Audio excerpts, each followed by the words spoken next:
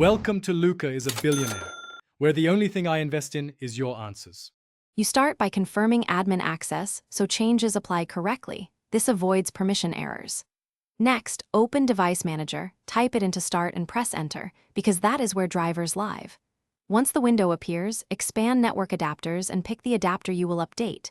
You do this first to observe the current driver version and make a restore point if needed.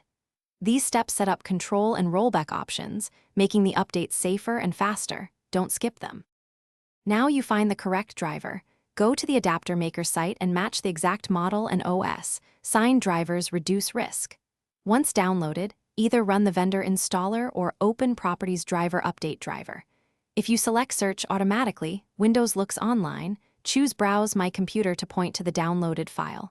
Take care with beta builds and read release notes. They explain fixes versus new issues.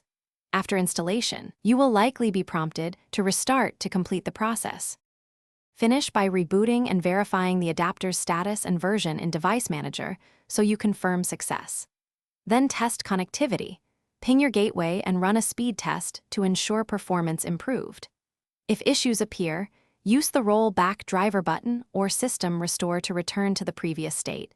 You can also uninstall the device and reboot to force Windows to reinstall a working driver. This troubleshooting step gives you a clear safety path if the new driver causes instability. Thanks for watching and please subscribe. It's the best investment you'll ever make.